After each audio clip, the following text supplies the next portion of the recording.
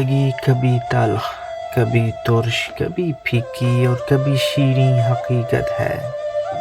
کبھی سرسبز و شاداب جنگل میں بلا ضرورت برسنے والی نرم بارش، اور کبھی پہلے سے تپتے صحرا میں آگ برساتے بے رحم سورج جیسی۔ تم اسے جان لو، حیات یوں ہی کبھی دھوپ میں اور کبھی چھاؤں میں بسر ہونے کا نام ہے۔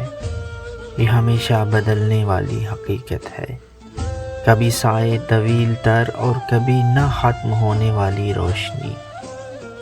یہ کسی ایک مقام پر ٹھہرتی نہیں، یہی اس کی خوبصورتی ہے جو اکتانے نہیں دیتی، ورنہ آنکھ مسلسل سورج دیکھتی رہے تو بینائی سے محروم ہو جاتی ہے۔ تم اس بدلتی رت کو دیکھو گے کہ کسی کے حصے میں سرسبز و شاداب وادیاں ہیں اور کسی کے حصے میں صرف ریت کا جنگل۔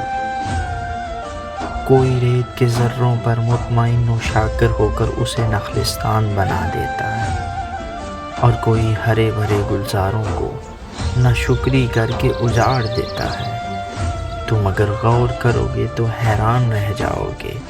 تم دیکھو گے کہ لوگ اپنے اپنے حصے سے مطمئن نہیں ہوں گے۔ حسرت ہوگی، کاش وہ بھی مجھے میسر ہو جو دوسرے کے پاس ہے۔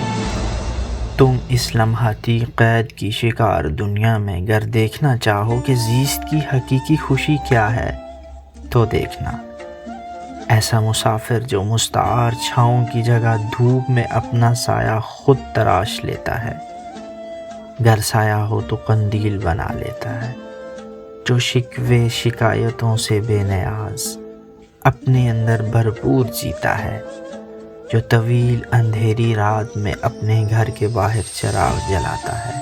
وہ یہ راز جان چکا ہوگا کہ یہ دنیا منزل نہیں، ایک رستہ ہے، اور منزل تک پہنچنے کے لیے رستے کو خود ہی روشن، سیدھا اور ہموار بنانا پڑتا ہے۔ ایسا گر کوئی ہو تو وہی وجود کائنات کا محور و مرکز ہے، تم اسی کے ساتھ ہو لینا۔